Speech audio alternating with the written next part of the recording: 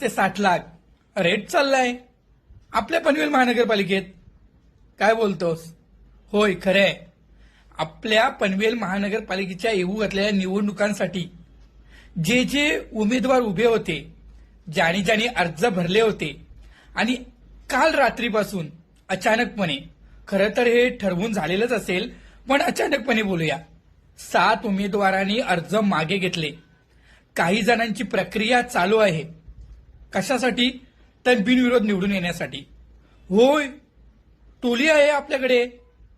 पोरं पलवणारी टोली होती ना, तशीच एक टोली आहे उमेदवार पलवणे.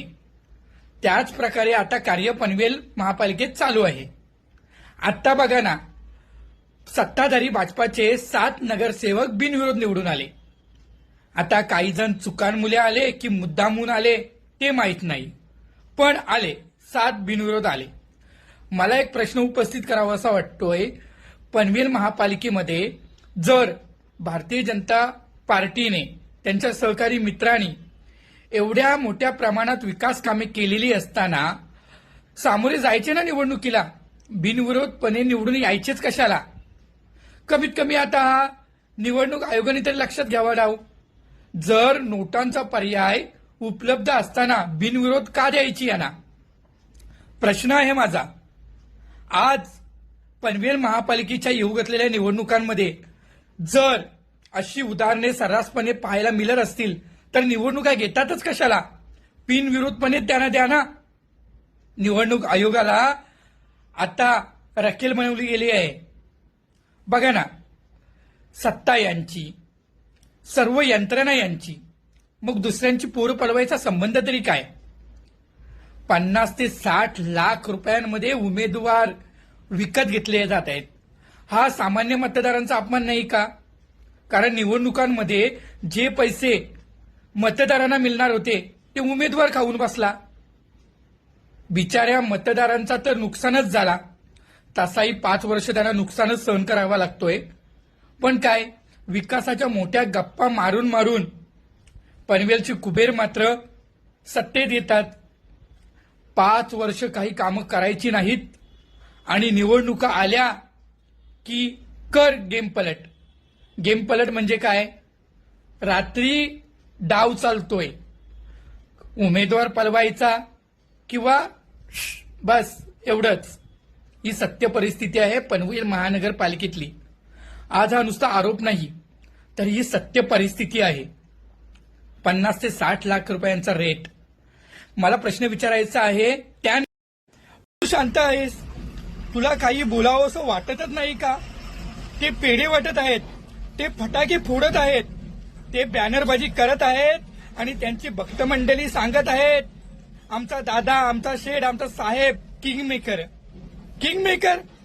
अरे सरळ सरळ सरळ पैशाने दुसरा उमेदवार विकत घेऊन त्याला धमक्या देऊन निवडून आलेला तुझा साहेब, तुझा शेठ, तुझा दादा आहे. बिनविरोध निवडणूक म्हणजे असत्याचा विजय आहे. हा लोकशाहीचा अपमान आहे. आज लोकशाहीचं प्रेत सरणावर ठेवलं आहे या लोकांनी. खरं तर ही लोकशाही नाहीच आहे, ही नेतेशाही आहे. बघा ना, खासदाराचा मुलगा बिनविरोध, आमदाराची सून बिनविरोध, नेत्याची बायको बिनविरोध, नेत्याची बहीण बिनविरोध. सगळी राजकीय झुंडशाही चालू आहे. फक्त जे पैसेवाले राजकारणी आहेत ना, त्यांनी आपापल्या नातेवाईकांची सोय अगदी व्यवस्थितपणे केलेली आहे. सर्व काही सेटिंग्स आहेत. खरं तर हा लोकशाहीचा अपमान आहे. आणि हो, या राजकीय नेत्यांची मुसद्दीगिरी सांगत, त्यांची किमया सांगत भडकावू आणि विकले गेलेले पत्रकार आज त्यांचे समर्थन करत आहेत, मोठमोठे स्तंभ लेख लिहित आहेत. म्हणे हा लोकशाहीचा विजय आहे. अरे नालायकांनो, हा लोकशाहीचा विजय आहे का? भडकावू पत्रकारांनो, तुम्ही सांगा.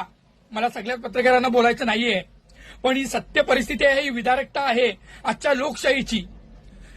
पत्रकारिता म्हणजे लोकशाहीचा 4था स्तंभ समजला जातो, पण त्या 4थ्या स्तंभाला ढासळण्याचे काम पूर्णपणे तुम्ही लोकांनी केलेले आहात. आज खरंच हे लोकशाहीच्या मार्गाने निवडून आलेले आहेत का? हा लोकशाहीचा सरळ सरळ अपमान आहे, ही हत्या आहे. आज जनता 5 वर्ष निवडणुकीची वाट पाहत असते. आपल्या प्रभागाचा विकास होईल, निवडणुका लागतील, चांगला उमेदवार, चांगला लोकसेवक निवडून येईल, नगरसेवक होईल आणि आपल्या प्रभागाची कामे करेल. अरे पण 5 वर्ष जी जनता आशा लावून असते, आस लावून असते, त्या जनतेचा आज भ्रमनिराश झालेला आहे. कारण हे सरळ सरळ मतदार विकत घेत आहेत.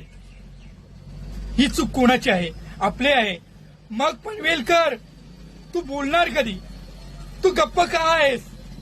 तू जर असा शांत बसलास तर हे राजकारणी तुमच्या उरावर बसतील. म्हणून लक्षात ठेव, तुला आता शांत बसायचं नाही. जर तू शांत बसलास तर हे उद्या तुझे सुद्धा प्रेत सरणावर ठेवतील. सामान्य पनवेलकर, जागा हो रे, जागा हो.